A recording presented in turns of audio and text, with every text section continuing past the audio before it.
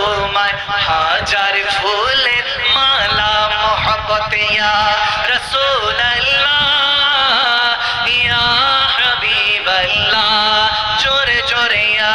রাসূলুল্লাহ ইয়া হাবিবাল্লাহ